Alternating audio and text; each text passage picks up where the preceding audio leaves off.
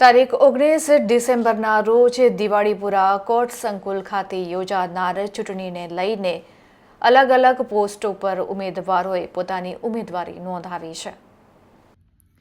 વકીલ મંડળની ચૂંટણી 19મી ડિસેમ્બરના રોજ યોજાનાર છે, ત્યારે નવા એડવોકેટ હાઉસ ખાતે ઉમેદવાર જય ઓઝાએ પોતાનું ઉમેદવારી ફોર્મ લાઇબ્રેરી સેક્રેટરી તરીકે નોંધાવ્યું હતું. ગઈ વખતના વકીલ મંડળ ઇલેક્શનમાં પણ તેઓએ મેનેજિંગ કમિટીમાં ઉમેદવારીનું ફોર્મ નોંધાવ્યું હતું અને તેઓને સારો પ્રતિસાદ મળ્યો હતો.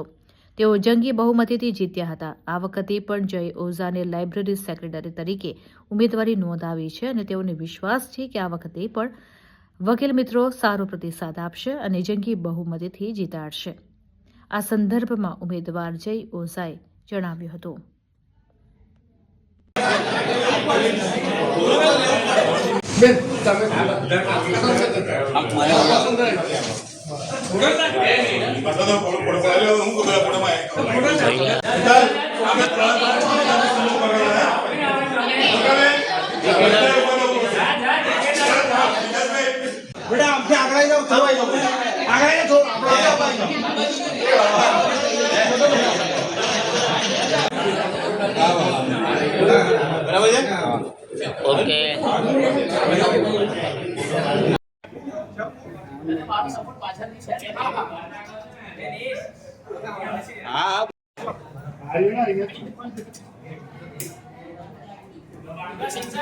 ઓકે જી, આજે ગયા વર્ષે મને મારા વકીલોએ જે બહોળો પ્રતિસાદ આપી અને જે જંગી બહુમતીથી જીતાડ્યો હતો, બસ એ જ આશાથી અને ફરી નવા ઉમંગથી આ વર્ષે મેં લાઇબ્રેરી સેક્રેટરીની પોસ્ટ ઉપર કે મારું નોમિનેશન ભર્યું છે અને મને પૂરેપૂરી આશા છે અને પૂરેપૂરો વિશ્વાસ છે કે મારા જે વકીલો છે, મારા મિત્રો છે, મારા વડીલો છે, તે ફરીથી એ જ રીતે જંગી બહુમતીથી મને ફરીથી લાઇબ્રેરી સેક્રેટરીની પોસ્ટ ઉપર જીતાવશે.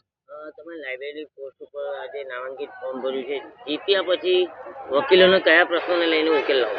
સૌથી પહેલો, જેમ હું લાઇબ્રેરી સેક્રેટરીની પોસ્ટ પર લડી રહ્યો છું અને એમાં જીતીશ, ત્યારબાદ સૌથી પહેલાં જે ડિજિટલ લાઇબ્રેરીનો જે સૌથી મહત્ત્વનો મુદ્દો છે કે જેમ હવે બધું ડિજિટલાઇઝેશન થઈ રહ્યું છે, જેથી લાઇબ્રેરીમાં જવું ન પડે પરંતુ તમારા મોબાઈલમાં જ લાઇબ્રેરી આવે, તે મારો સૌથી પહેલો પ્રયત્ન રહેશે. તેમજ જે હવે ફરીથી જે ડિજિટલાઇઝેશન થઈ રહ્યું છે, તો કોર્ટોમાં ઝૂમ મિટિંગથી કેસો ચાલવાના આવે, જેથી કેસોનો બી જલ્દી નિકાલ આવે, એનો બી મારો પૂરેપૂરો પ્રયત્ન રહેશે.